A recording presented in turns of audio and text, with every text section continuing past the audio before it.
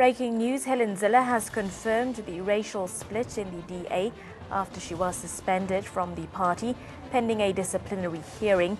Zille says many black South Africans have expressed exactly the same views as her on colonialism. She says this confirms that she is charged over tweets because she is white, adding that events of the past few months confirm that the DA members are treated differently on the basis of race. Zille then cites two recent disciplinary hearings where a black and a white member were charged over social media posts. She says this confirms her perception of unequal treatment. This is breaking news coming through this afternoon here on ANN7. We are going to keep you up to date with the latest details and developments. For comment, we are joined now by political analyst Professor Becky Mngomezulu, joins us on the phone line. Good afternoon to you, and thank you for joining us here on ANN7. Just your initial reaction to Helen Zille's statement. Good afternoon, Abigail, and good afternoon to listeners. I must say that this story is getting more and more interesting as it unfolds. Because initially, when Helen Zille wrote the tweet, it was as if she was just doing it in a casual manner, not knowing what the consequences would be. But for me, what is important is not the fact that she wrote the tweet in the first instance, but it's how she has responded to concerns regarding the content of the tweet. Now, after the party leader, Mmusi Maimane, had tried on several occasions to have the issue resolved clandestinely, if I were to put it that way, those attempts failed, which is why then the issue had to go to the Federal Council.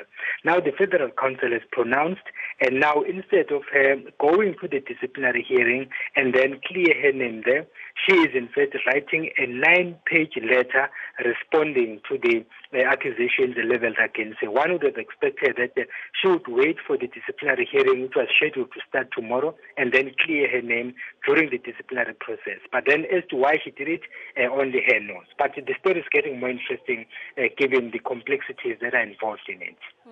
What do you make of the perception that Helen Zille is creating here of unequal treatment within the Democratic Alliance when it comes to race?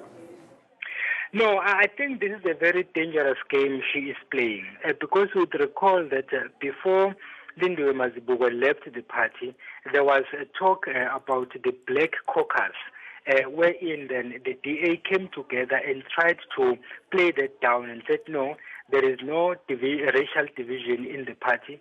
The party leadership is still speaking in one voice. But the writing was already on the wall that there is a racial element. There were blacks within the DA who were feeling uncomfortable, and then when they raised their issues, it became a concern. Even when it came to electing party leaders, in fact, the racial element could not be ruled out. Now that Helen Zille is raising it, saying that she is being crucified by virtue of the fact that she is white, we are now going back to the racial card being played. And it's a very dangerous one because not only will it paint the party in a bad light, but it will also raise serious concerns as to whether the DA is serious when it says it wants to accommodate everyone regardless of race.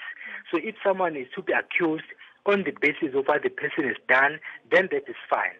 But if someone is accused or not accused on racial basis, then that becomes a problem. So basically, we have to get same messages both from the party and from individuals within the party so as to be able to give the party some credibility. When these things happen, then it raises a number of questions. Do you think Helen Zille's latest comments and statements will be taken into account during her disciplinary proceedings set to take place tomorrow? Unless, of course, we are saying that those who are responsible for this particular hearing or those who are charged with the responsibility to preside over the hearing did not do their homework. Unless we are saying that, I don't think that the contents of the letter should in fact take any precedence in the hearing, because my understanding is that the reason why they officially informed her that she's suspended from party activities and that she should appear before the disciplinary hearing tomorrow. My understanding is that by now they know exactly which questions they want to pose and then what kind of process they're going to follow. So in that case, then the contents of the letter should not tamper with the process itself.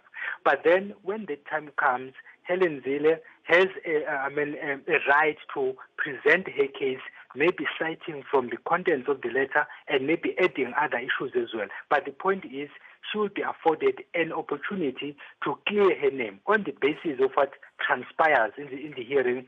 Then she will either be cleared or she'll be found guilty, in which case then we'll know what the next move is going to be. And maybe let me emphasize, Abigail, that this issue, we should separate it from her position as a premier, because now she is being tried, or she's being called to appear before the disciplinary hearing in her capacity as the member of the party, not necessarily as the premier. So those two should be separated, because if we conflate the two, we are going to miss the point.